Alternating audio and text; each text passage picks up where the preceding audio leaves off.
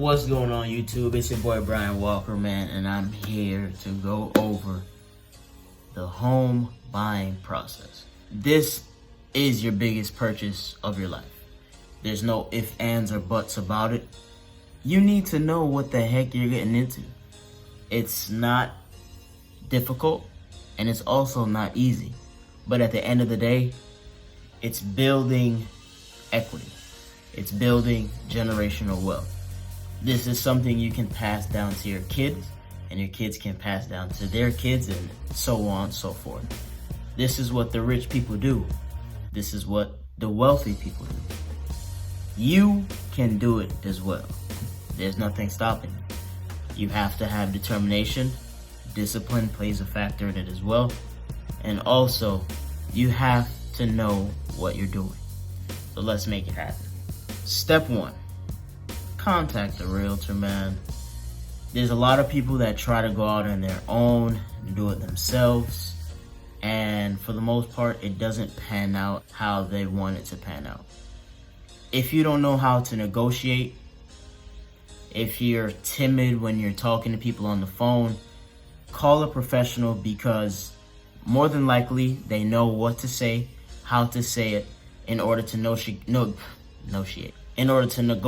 on your behalf, because certain words we may slip up and say and it doesn't really make sense and the other party doesn't know what you're talking about, and especially with numbers, if you have a great negotiator on your team, you can walk away with a blockbuster deal, and only great negotiators know how to do that. Contacting a realtor also gives you the opportunity to know what's going on in your local market. New developments being built, zip codes with the best appreciation going on right now. A realtor knows the local market, it will definitely go in your favor. And that's always a plus. If your realtor is a cool person, it will be a lot easier to gel with them, and you guys can have great conversations as well. It just makes the process a lot easier on everybody, on both parties. Next step, getting pre-qualified. The reason it's good to get pre-qualified is because if you go to a home without getting pre-qualified, say for instance you go to a home that's listed for $300,000, right? But you're not pre-qualified yet, and you want that house. You won't accept anything else but that house, right? But now you go to get pre-qualified and you're only qualified for $250,000. Now, in order to get that house, potentially, you have to come up with $50,000. Essentially, qualified buyers get the first pick versus someone that put in an offer but didn't have a qualification letter. You know what I mean? So if you're qualified already, and the $300,000 house that you found, we already can get the funds for it, you have a higher chance of getting that home.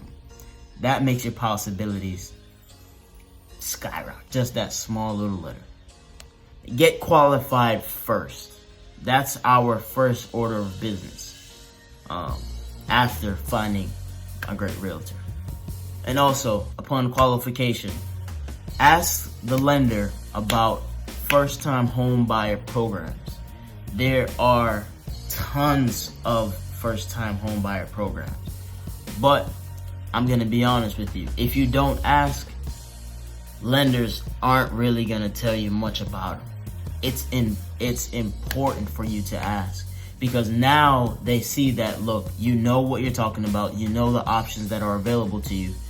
Let's see if you can qualify for at least one or two of them. You get what I'm saying? So you can have different options that you want to choose from. It's very beneficial. Next step, shopping time. Let's go find your house. Let's make it happen.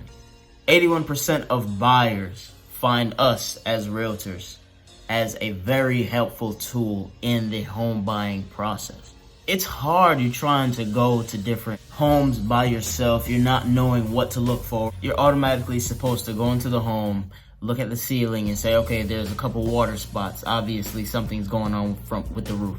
When was the last time the roof was replaced? Or you go towards the back of the home, the back porch, and you see that there's mesh missing. Then you're like, okay, that needs to be fixed in order for the house to be able to go FHA. Like, there's different steps that you need to take, and then we can implement that into the offer and say, hey, let's negotiate to get some money for you, or to have them fix it before you purchase that home. That is some of the power that a realtor has in order to benefit you in the long run. You go in by yourself, you don't know necessarily what to look for. You're at a disadvantage already, because the listing realtor is not working for you. They're working for their seller. Not necessarily working for, but they're helping their seller. So they don't really care about you as a buyer. You need help. And that's okay. If you're seasoned, if you've been in the game for a while, 10 years, 12 years, 20 years, then okay, that's cool. But even those veterans have a realtor that they go to. You can ask any investor. They always have someone on the ground doing the legwork for them. That's just how it goes. Now, your realtor should be able to send you listings through the multiple listing service, MLS. That service in itself has a plethora of different homes for sale in the area. That is the go-to. In the MLS system, we set up that automatic criteria. So when something new comes on the market, we can check out the price increases, the decreases, when something went pending. And a lot of the times we like homes, but they end up going pending quick. And again, that goes back to getting pre-qualified. When you get pre-qualified, whatever home you want at that moment and it fits your range, we can automatically put foot on it.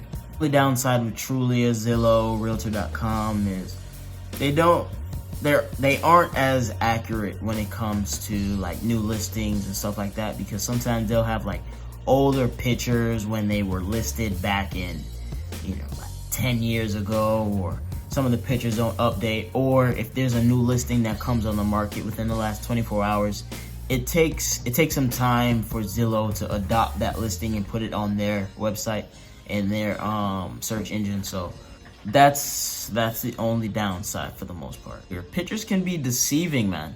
So it's up to us as a team in order to see exactly if it is just how it was in the pictures and exactly how you like it. This is a 2-part series, so I'm just throwing a little bit of crumbs your way to nibble on for right now, but I definitely want you to be aware of the advantages that you have as being a homeowner. So subscribe to the channel, like this. Thanks for supporting me as well. My mission is to just help as much families as I can. That is what I really want to do. And that's my passion, especially when it comes to real estate. I feel like this is one of the only things that everyone can do. You don't have to be a wizard at this in order to invest in real estate. You don't have to be superior. You don't have to be a genius. Everybody can do this.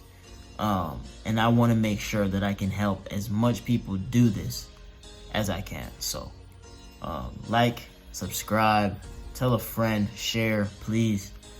And let's just keep this thing going. Again, Brian Walker, Plunkett Realty. I'll see you.